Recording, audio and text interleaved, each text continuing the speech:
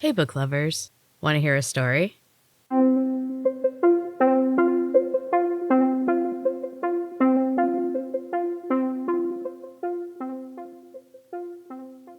Welcome back to Storytime with Em. This is a mini episode from Em's Books and Cats podcast, where I am sharing my book feelers, a chapter a week, and we are so close to the end.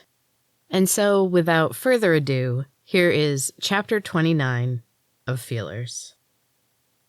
Neil led me into the depths of the wellness center. He'd chosen a painting of black, withered trees. The letter L was carved into the trunk, and dark red blood oozed from the tree's wound. When Neil's hand tilted the painting, the floor dropped from under my feet, and I slid blindly through the darkness. The speed of my descent left me breathless. I rode the terrifying slide over small rises before plummeting once again. It would slow just long enough to allow relief to wash over me. Then I would drop again, and my heart would leap into my throat. Behind me, through the rush of the wind around me, I could hear a few broken words from Neil, and the sound of his merciless laughter. A dim gray light appeared. It seemed bright after the complete darkness. A thick mist curled around the opening that I was fast approaching. There was nothing I could do to slow my fall.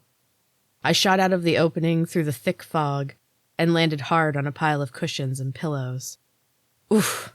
The air left my body as I landed, and I rolled onto my back, struggling to catch my breath. Neil floated through the mists and hovered over me. He rolled his eyes in annoyance. "Get up," he said. "Move." He buzzed around my face, and I swatted him away. "Give me a minute," I gasped. "Hurry up," he said impatiently. "The sooner I'm done with you, the better. You've been nothing but trouble." I sat up with some difficulty. The air was returning, and my head was clearing. "I didn't ask for any of this," I said defensively. "None of us did," Neil said sullenly. "Come on."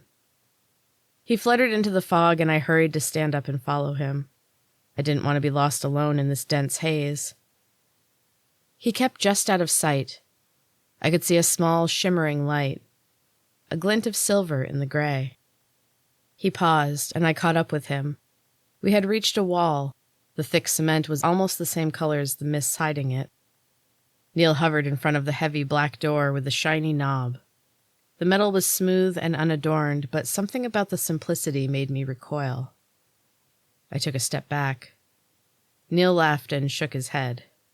"Nowhere to run," he said with a sad smile. He seemed almost apologetic. "This is it. Don't you see?" He flew a little closer.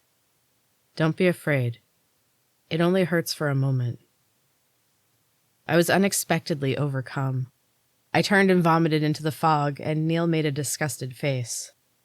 "Go, Jane. It's your time." He smiled, but there was something odd about his expression. He seemed too eager. The energies coming from behind the door were dark and heavy. Neil's energy was nervous and afraid. I swallowed. Hard. "What's behind the door, Neil?" His eyes flashed. Anger. There were so many feelings in this place. "Just go, Jane," Neil said angrily. "You don't have a choice." The laugh that escaped surprised me as much as Neil. There was no stopping it. "I've never had a choice," I said when my laughter died down. I swatted Neil to the side, and he slipped away into the fog. I put my hand on the shiny black doorknob. Energy thrummed under my touch. I felt a surge of power. I felt stronger than I had in years. It wasn't good energy. It felt gross and slimy, but it gave me strength. I had a feeling I was going to need it. The door opened with some effort. It didn't budge immediately. Then it gave way with a shriek of ancient metal. The room behind the door was dim and smoky. A fire burned in an old metal stove from the ancient times. In the center of the room was a massive glass sculpture. Bright dots of color swirled through the glass. Pink, blue, green, and gold. They all swirled to one side. Slashes of red and black marred the other. Long tubes snaked from the top of it and crawled across the walls. The ends hung down in a curtain, and behind it sat a man that I'd seen before.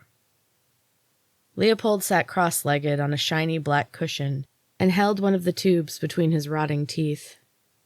He grinned when I met his eyes. They glowed red and gold in the firelight. "Hello, Jane. Miss me?" His voice sent chills through me. It was dry, and the words caught in his throat, causing a violent coughing fit. He was smaller than before, as if my previous attack had left him shrunken and weak. His thin, brittle legs were folded under him. They looked like sticks. His long fingers and dirty yellow nails danced through the smoky air. "Hello, Leopold. I thought you were dead." Hearing this made his head snap toward me, and he sneered. "You think you can defeat me," he hissed, "as if your puny powers were anything to fear." He rose up and leered over me. He was trying to frighten me, but it wasn't working. Behind his menacing glare, he was scared. Of me. The realization came slowly. Leopold raised his bony hands and wrapped his oddly long fingers around my neck. He squeezed tight, and the air was cut off from my lungs. After a moment of shock, I reacted.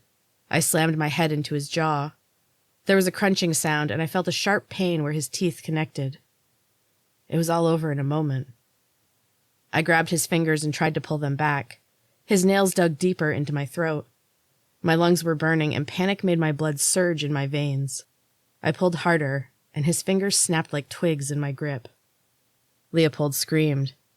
It was a sound of pain and anger. He grabbed his maimed fingers and turned his flashing eyes to me.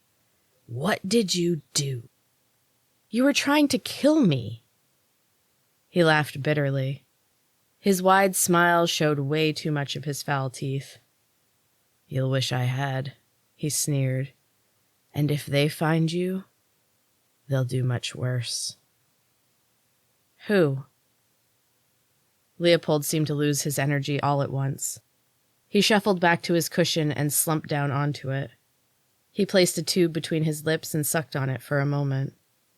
His face took on a look of contemplation, and I suddenly felt alone, as if he had checked out and left the hot, oppressive room. He leaned back, and the tube slipped from his lips.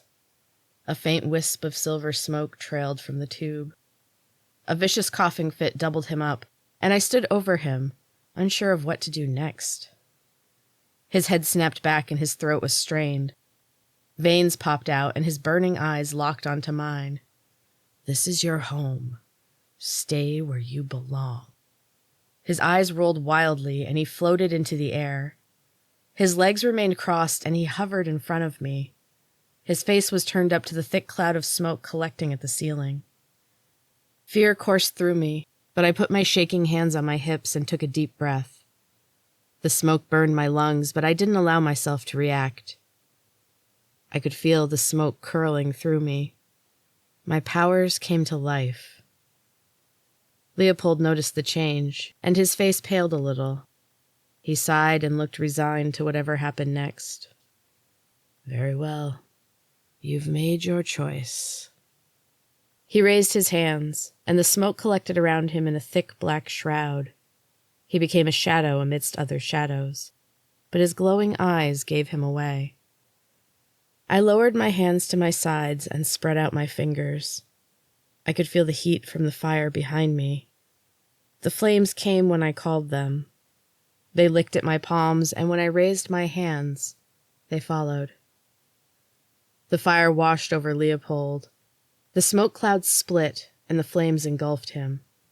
He flung his hands overhead, and the tubes snaked down from the ceiling with surprising speed and wrapped tightly around my wrists. They yanked me off my feet and into the fire. The tubes lashed me to Leopold's burning body. The heat of his skin tingled against mine, but it didn't burn. Energy flowed from him into me until I felt overfull, brimming with magic and power. Leopold let out a final scream. a wail of pain and anguish. His body turned to sparks and smoke, and the tubes went limp all at once.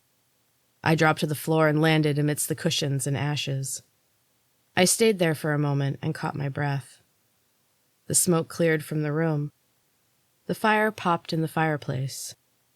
I got to my feet and examined my singed clothes. Everything was intact. In fact, I felt stronger than ever. And that is the end of Chapter 29, book lovers. I hope you're still enjoying Feelers. We've only got a couple more episodes left, which I'm very excited about. And then it will be on to the next book. As always, you can check out booksandcatspod.com for everything books and cats and any past episodes that you may have missed. Thank you so much for listening, and until next time, keep reading.